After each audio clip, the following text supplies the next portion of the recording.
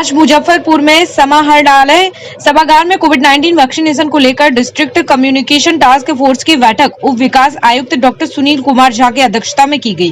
बैठक में टीकाकरण अभियान में आ रही कठिनाइयों एवं इन कठिनाइयों को दूर करने की दिशा में किए जाने वाले प्रयास को मूर्त रूप देने के मद्देनजर विस्तृत चर्चा की गई है। उप विकास आयुक्त डॉक्टर सुनील कुमार झा ने बताया कि प्रत्येक माह के दूसरे शनिवार को यह बैठक आयोजित की जाएगी और इसमें टीकाकरण अभियान में तेजी लाने और उनकी समस्याओं के निराकरण को लेकर चर्चा की जाएगी।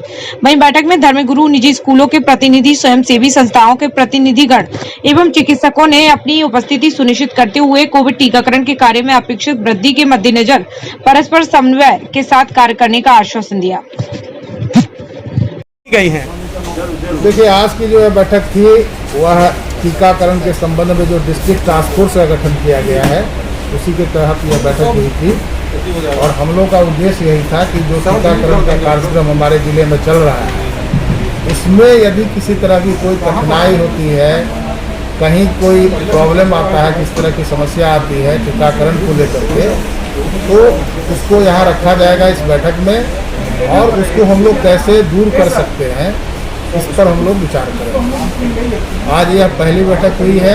अब यह प्रत्येक शनिवार को हम लोग इस बैठक को करेंगे। जिला पदाधिकारी महोदय की अध्यक्षता में बैठक होगी और उसमें जो है अब इस पूरे वीक में यदि कहीं कोई प्रॉब्लम आएगा तो उसको हम लोग अगले बैठक में उसको सॉर्ट आउट करने की कोशिश करेंगे। इस बैठक में आज आपने देखा होगा कि हम लोग कुछ स्वयंसेवी संस्था के लोग, कुछ प्राइवेट स्कूल्स के जो शिक्षक थे, उनके जो रिप्रेजेंटेटिव थे, कुछ धर्मगुरु थे, सभी लोगों को हम लोगों ने बुलाया था और आप पत्रकारों को भी हम लोगों ने कहा था। तो आप लोगों से भी हमारा यही हमारी अपेक्षा रहेगी कि आप लोग भी कहीं किसी तरह की समस्या, कोई भ्रांति की बात हो, कोई अफवाह की बात हो, किसी तरह से लोगों में डर की बात हो, तो आप लोग भी हम लोग के संज्ञान में इन बातों को लाइएगा।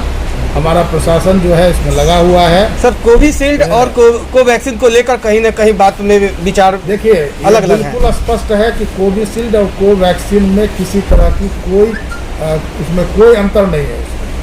दोनों समान रूप से काम कर रहा है, इसलिए लोगों के बीच में इस बात को फैलाइए, लोगों को जानकारी दीजिए। आप लोगों के माध्यम से जानकारी जानी चाहिए कि इसमें कोई हेजिटेशन नहीं होना चाहिए। दोनों ही समान रूप से काम कर रहे हैं। एक दूसरी बात आई है यहाँ पर कि खासकर जो विदेश जाने वाले हैं और उनको वैक्सीन लेने का ड्यूरेशन अगर समय से पहले जाने का है तो क्या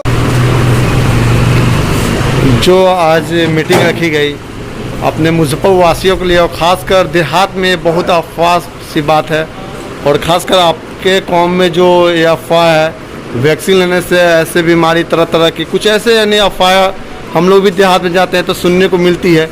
इस पर क्या मैसेज देना चाहेंगे अपने समाज के लिए? ये अफवाह दोनों ही कौम में है, सिर्फ हमारे ही समाज में नहीं है। हम तो देखते हैं सभी लोगों में इस तरह की अफवाहें हैं, लेकिन जाहिर है उस अफवाह का कोई लेना देना नहीं है, कोई वो बुनियाद नहीं है उसकी, गलत अफवाह है। वैक्सीनेशन ज़रूरी है, वैक्सीनेशन करना चाहिए, कराना चाहिए, लेना चाहिए। हमने अपनी वैक्सीन ले लिया 5 तारीख को, 6 तारीख को हमारी वाइफ ने वैक्सीन ले लिया और 8 तारीख को हमारे बेटा ने वैक्सीन ले लिया, जिसके बारे में अभी आपने देखा कि हमने यहाँ बात उठाया था कि उसका पासपोर्ट शुरू हुआ है और उसको गल्फ जाना है। 84 दिन के बाद अगर पड़ता है तो सेकंड डोज उसको नहीं पड़ सकेगा और बगैर सेकंड डोज के उसको वहाँ जो है एंट्री नहीं करने दिया जाएगा सऊदी अरबिया में। तो उसी के लिए सोल्यूशन निकाला है। यहाँ इन लोगों ने कहा कि आपको हम लिखित रूप में जो है स्टाम्प मोहर के साथ दे देंगे वो सेकंड डोज का सर्टिफिकेट। तो ये सब ये हुआ है।